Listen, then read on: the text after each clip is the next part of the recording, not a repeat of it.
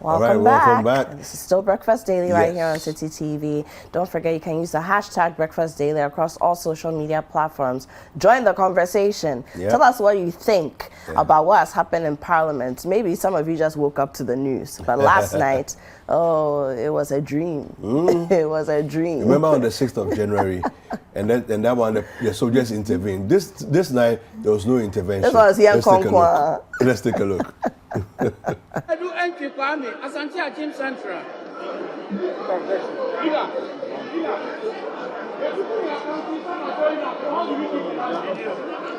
Yes. He's going up.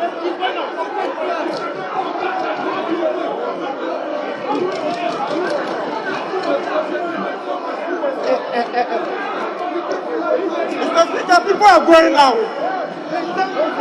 People are going out. How can you vote and go out?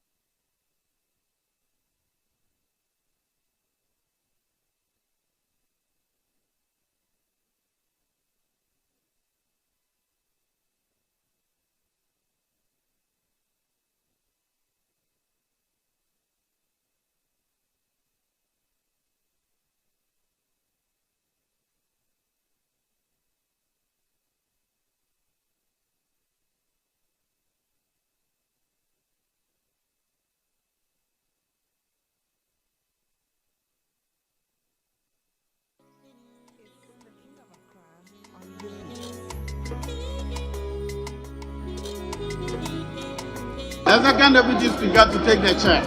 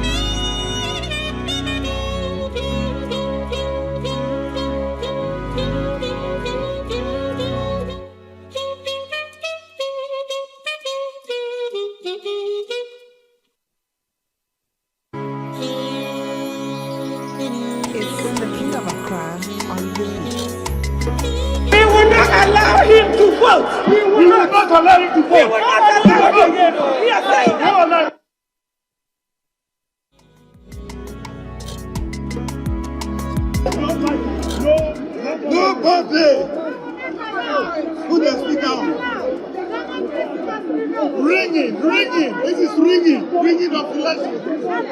Ringing of election. Alex, go. Democracy must prevail.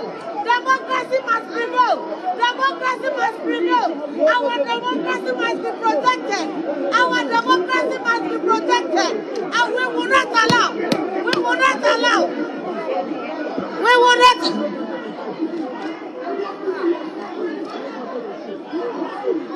No. Nobody will see. Parliament is out.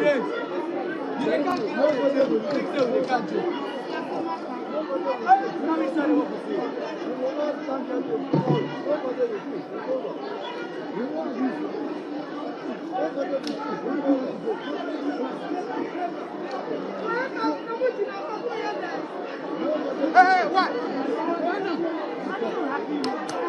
Nobody will see.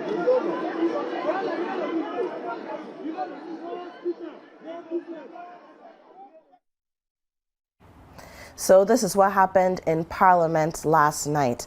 In case you don't know how we got here, let's just backtrack a little bit. So on the 17th of November 2021, the budget was read by the Finance Minister in Parliament, okay? Now, all the things that the Finance Ministry, Finance Minister, and the government wanted to do for 2022, as far as the budget is concerned, was presented to Parliament on that day. One of the most controversial things there was the electronic transfer levy, which we're also calling the E-levy. And subsequently, the budget was rejected by the minority, by Parliament. There's a lot of drama. Majority walks out of Parliament, minority walks out of Parliament, back and forth. Now, on Friday, the 17th, which is just last Friday, there was supposed to be some kind of conclusion in Parliament. Mind you, at some points, the Speaker of Parliament, the Right Honourable Alban Bagbin, was out of the country because he fell ill shortly after the initial happenings, thereof. Now, on Friday, the 17th, the appropriations bill was passed by Parliament, which meant that they accepted most of what was in the budget, but the E-levy was still in contention.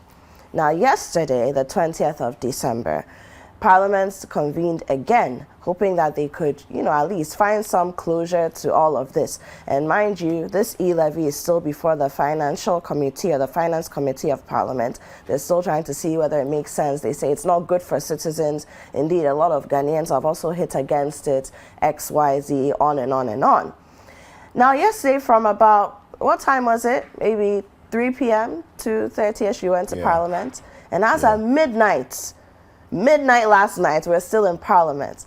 And tensions rose. Of course, by this time, people are tired. And then you see the kinds of fights that broke out in the chamber. At certain points, don't worry, it wasn't your audio. The reason why you weren't hearing any of the action at certain points was because they had actually put off the microphones from the feed from Parliament, so that you couldn't hear everything that was being said. I'm sure there were some very unspeakables being shouted about and bandied about at those points. Okay, so that's where we are. That's where we are. And today, we are just trying to make a little bit of sense as to what went on. Yeah. But very shortly, we'll be speaking to, a representative of ASEPA, and no mean person, the executive director of ASEPA. Now, ASEPA is a not-for-profit entity that is registered here in Ghana.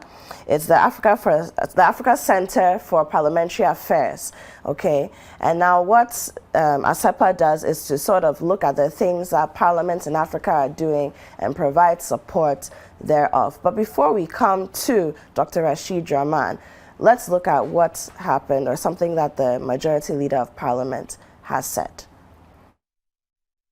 We've been talking ever since we've been engaging the Minority Leader. Subsequently, the Chief Whip for the Minority joined. We've been talking. So I believe by tomorrow, this storm will subside. And we'll be able to work and deal with the substance of the matter. And the people of this country should be told and should be informed who is always starting this. Please be truthful in your reportage. And I think once we have that, things will settle. That is why we're keeping the doors of communication open. We've been talking to ourselves, to each other, and to one another. That will not cease, just so that we'll be able to have some harmonious working relationship. We don't need to be friends. We don't need to be brothers. We need to be patriotic Ghanaians to deal with matters of development before us. That is what our citizens, the constituents, the people. All right, so the Honorable Majority Leader is saying that so there are some people who are always starting, provoking these things and getting them to start and all of that. But Abioko, I think that Ghanaians deserve better. I think that we are not children as far as our democracy, and the practice of it is concerned.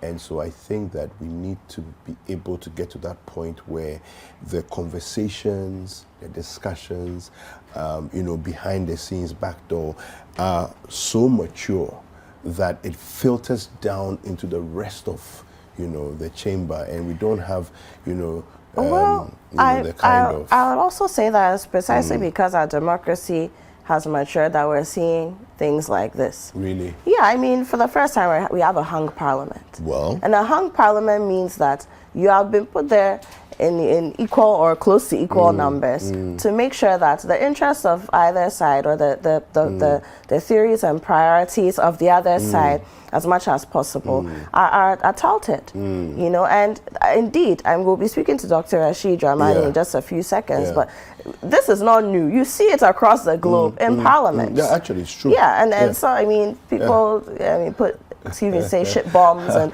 their fellow parliamentarians' houses and stuff like that. I've seen people throwing chairs in Parliament, in other parliaments as well. We've seen. But Dr. Rashid Dramani, the Executive Director of the African Center for Parliamentary Affairs, is on the line. Good morning, Doc. How are you?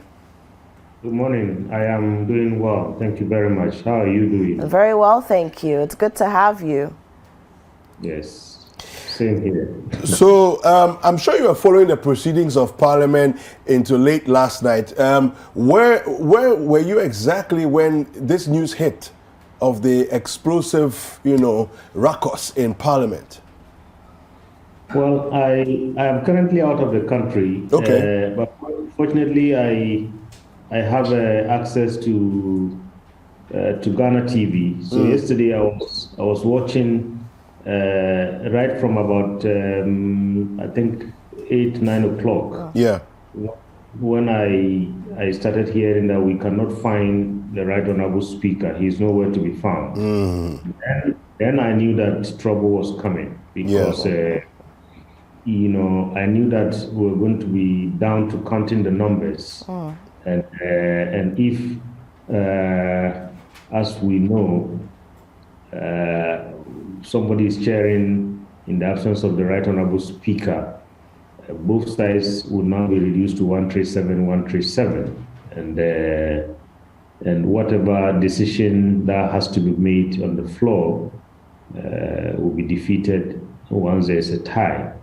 So I knew this was coming, and I also heard, from the two sides, first the Deputy Majority Leader saying that was a deliberate ploy by the minority and so on. Then I heard from the Minority Chief Whip saying, the Right Honorable Speaker was there, they were ready, and so on and so forth. The whole day they were there. And so, the confusion continues unabated, as we say in our country.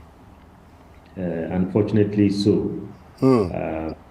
And our parliament is becoming, very notorious for, I believe, all the kind of unsightly scenes. And like your colleague was saying earlier, they had to,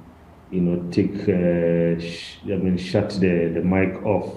Because I believe if we had all heard some of the words that were coming out of their mouths at that heated moment, I'm sure we'll be revising our notes in terms of what we call them honorable honorable or not. Yeah. But what is happening now, I think if we are not careful, and here I'm speaking to particularly the leaders of parliament, we might end up spending the entire mandate of this 8th parliament trying to interpret what is quorum, what is the position of the deputy speakers, and so on. We can spend the rest of the 3 years doing that, and no business of parliament would happen. During this current meeting that is ending, I can't remember if they were able to pass even one single bill, except for the budget, and it's all because of all this daily confusion and gridlock. Yeah. That is beginning to take over the workings of Parliament. Yeah. Dr. Drummond, some would argue that we are at the cusp of, a certain level of maturity, seeing that for the very first time, we have a hung parliament. For the very first time, the parliamentarians they've been forced to actually deal with each other in terms of jaw-jawing, backdoor lobbying, negotiations, and so on and so forth. Are we not being too harsh or hasty, by critiquing them too much? And maybe this will pass. Just, give them a few days and weeks, they will sort themselves out. Well, I think it's both sides. We can look at it from both sides. Look, maturing doesn't mean that arguments should turn into blows. Okay. We've seen mature democracies where there are very serious disagreements, but I think they use simple arguments and words just to make their point. Yesterday, I don't know whether you heard it, one of the senators in the US, from the Democratic Party, told the president, I am not going to support your bill. And that was something that was very, very critical, and so on and so forth. He said it in a very calm manner, and then he walked away. We are not seeing a lot of fighting in that chamber, and so on and so forth. What people would say that, this is going to just sort itself out, and then tensions will come down, and then we'll get back to normal. We started this on January 7, and everybody thought that the lessons of January 7 were enough, to the extent that we even had the military walk into our parliamentary chambers, the first time ever, and so many had thought that some very important lessons were learnt, and we're not going to see this. A few weeks ago, there was an attempt to snatch the speaker's chair. That resulted in chaos. Yeah. Yesterday, the same thing. So for those who say, this situation is part of our kind of democratic maturing processes, and it would sort itself out and fizzle away, I take a different view. Okay. I take a different view because the stakes are very high in this 7th Parliament. The stakes are very, very high. But I think our people, our leaders must really show leadership.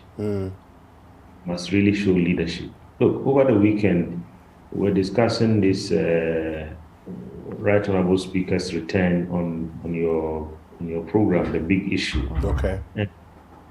And I was saying, look, when the Right Honorable Speaker came, many expected that, he was going to return fire with fire. He was going to say, all that happened in my absence, I overturn it, and then maybe we'll get into more confusion and so on.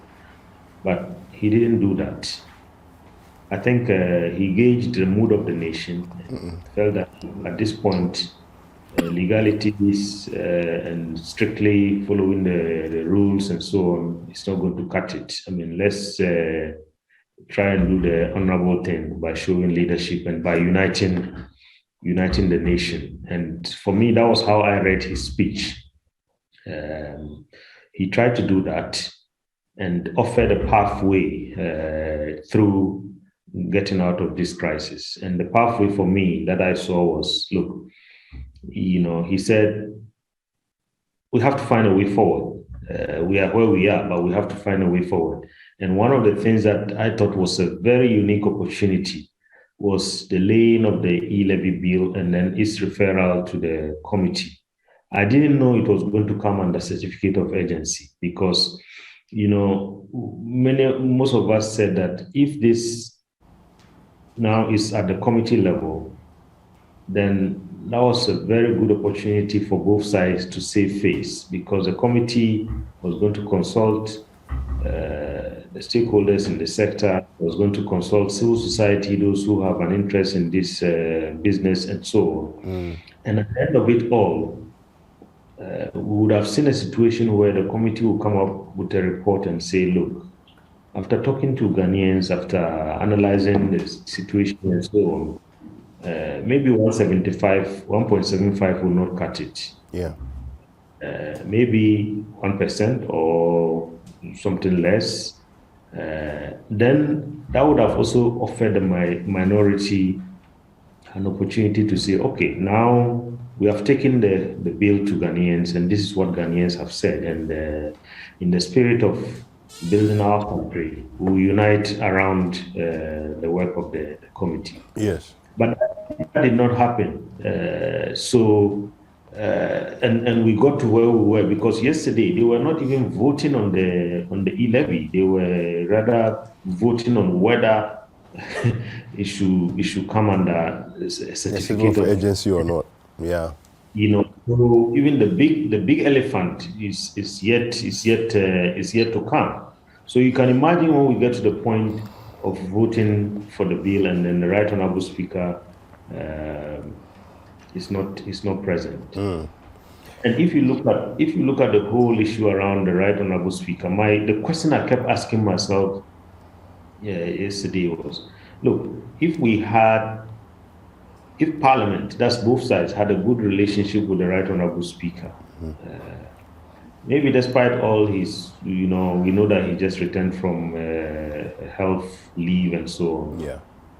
Perhaps he could have stayed. He could have stayed in the house, knowing in the states. But if at the end of the day, there's no the relationship we know because he has been criticized many times. I mean, not that we are not saying he's above criticism, but I have not seen any speaker in our Fourth Republic who has been challenged as many times as.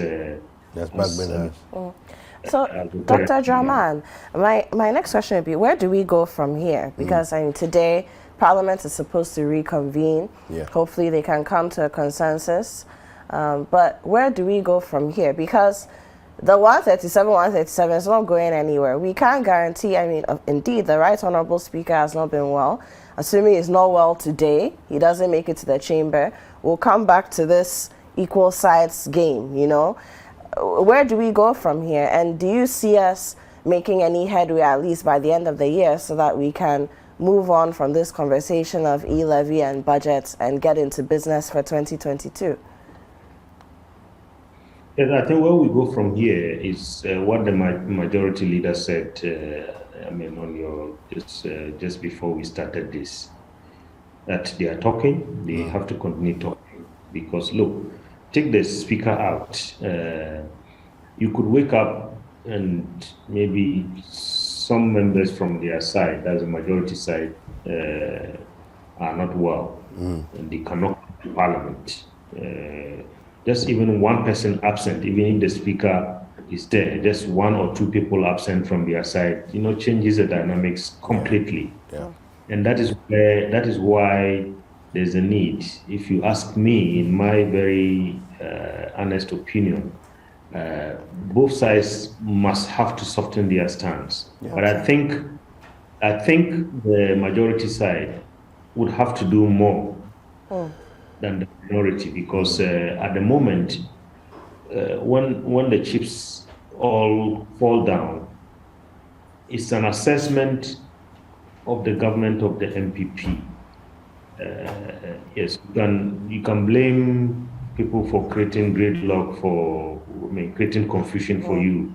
People are going to be assessing, when we go to the polls, we are going to be assessing the performance of the government that we gave a mandate to govern this country. Of course, it's happening on your watch, so people are looking to you for that, right? Yeah, exactly. So I think it's very, very important.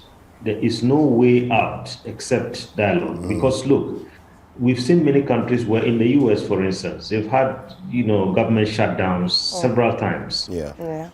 After the shutdown, what happens? They come back and sit down and talk and find a way out. And we don't want this parliament to be reduced to every issue, every small issue has to go to a vote.